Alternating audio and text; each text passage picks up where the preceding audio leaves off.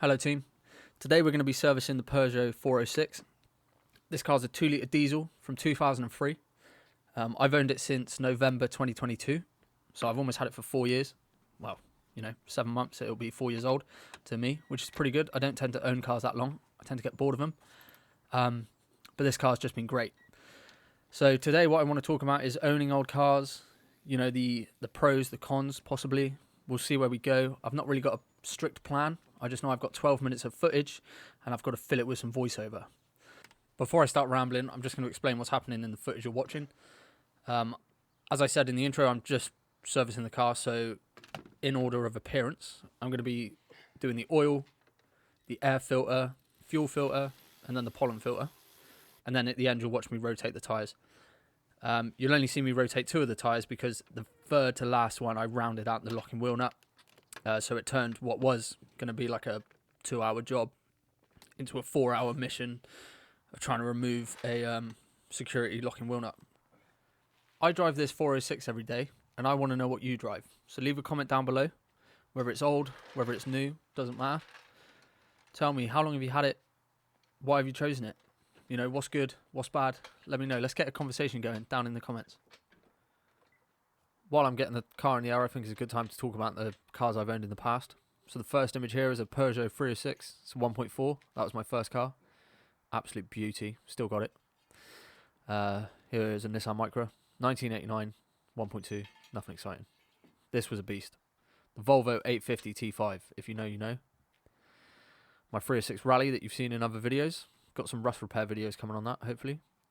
The Toyota Starlet. Another car I really regret getting rid of.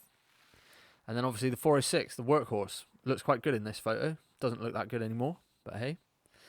But yeah, that's just a brief overview of the cars I've owned. I've owned cars in between. I think the newest car I've ever owned is a 2010. That was a Mazda 6 with a 2.2 litre diesel. Very nice car, to be fair. I just love the older stuff. So I think now we're going to get into why. Why do I love the older stuff? Now, I think everyone owns old cars for a reason. I think the vast majority of people that own an old car at the moment is out of necessity just because it's cheap, They're cheap to buy, they're cheap to run, generally, except with the tax increases recently. It's not helping our case, but hey. They're easy to get into. Cars are cheap, they're cool, they're old. Some people find them nostalgic. Whatever the reason for owning an old car, I think it's good. For me, I bought my 406 for £800, and I've since spent over £3,000 keeping it alive over the last 3.5 years. And you might think that's ridiculous. Why have you spent, close to £4,000, probably over £4,000 at this point, keeping a car alive? It's obviously not worth £4,000, but to me, that's a better decision than financing a brand new car, spending over, maybe 250 quid a month just for the privilege of driving around in a new car. And often that 250 quid doesn't cover the cost of repairs that might happen. I think that's bonkers. I would rather drive around in an old shitbox than spend more money to drive around in a new car that does the same stuff, Right, admittedly, no one's thinking you're cool driving around in a 406, but, if you can look past that, it doesn't make a difference to me.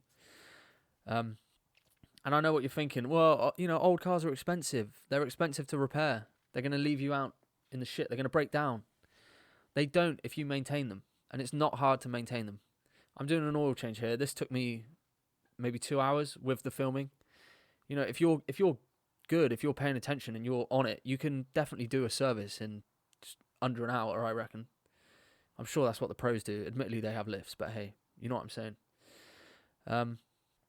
I just think if you own an old car and you look after it, it will look after you. And if you buy a new car, anything that goes wrong is going to go wrong in your ownership. With an old car, you could buy it. Someone's already done all the hard stuff. If you buy an old car with 120,000 miles, chances are someone's looked after it quite well for it to get to that point. They've probably already done the timing belt. They've probably already done the clutch.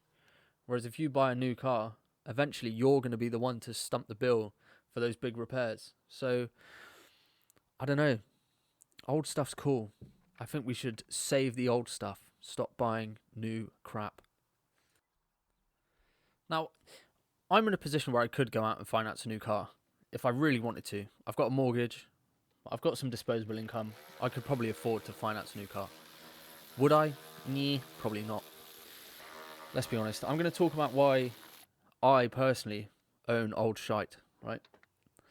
And the reason is mainly because I love fixing stuff, you know. And if you're watching this video, you probably love fixing stuff too. And if you know, if you haven't got into fixing stuff yet, you're probably thinking about it.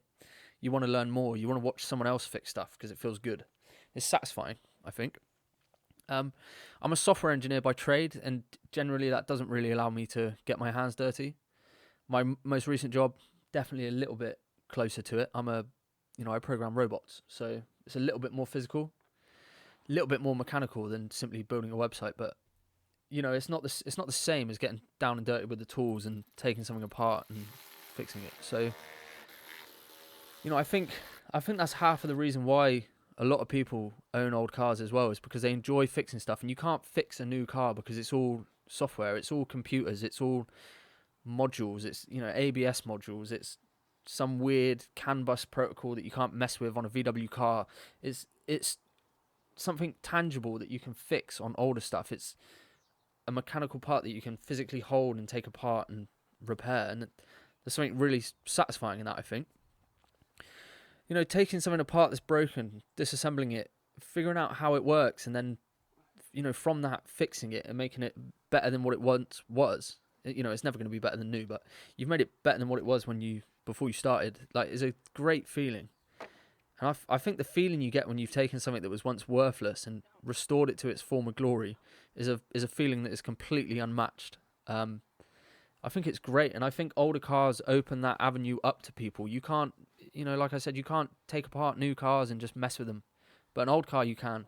And a lot of times, really old cars, especially that Micra that I showed you earlier, I can take that apart and fix it without buying new stuff.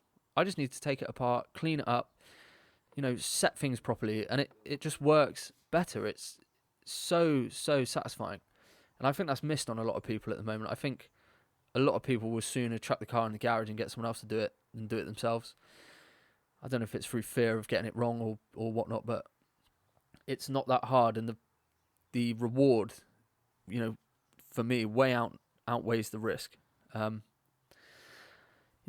also think as well the sense of pride you get, that feeling of driving around in an old car that you've repaired countless times to keep it on the road, something that you've bought and that was once rubbish, and you've kind of improved upon it as you've done maintenance and you've fixed this, that, and the other.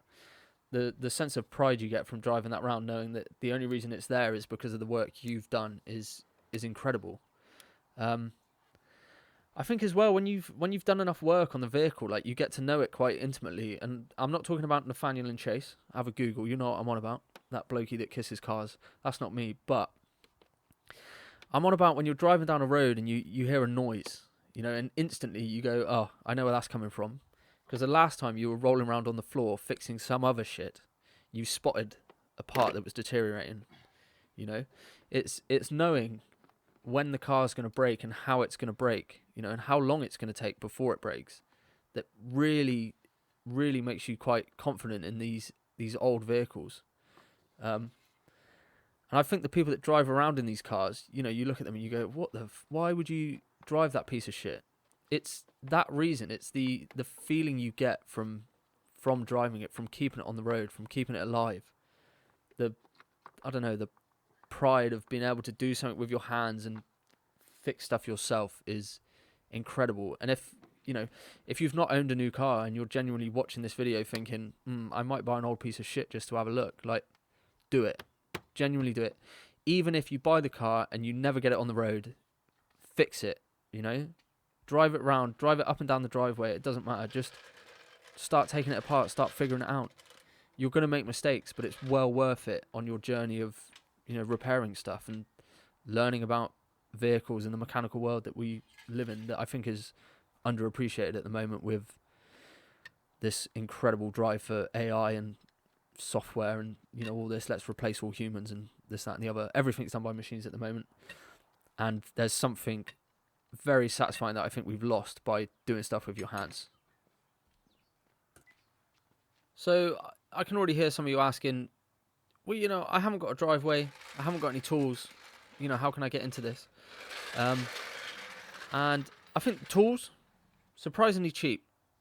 You know, in comparison to labour fees at the moment, I think, you know, as Chris Fix said once upon a time, if you got a quote for 300 quid to do your brakes, for example, your front brakes, if you can go off and buy the parts for 150 quid, you've still got 150 quid that you can spend on tools to do the job.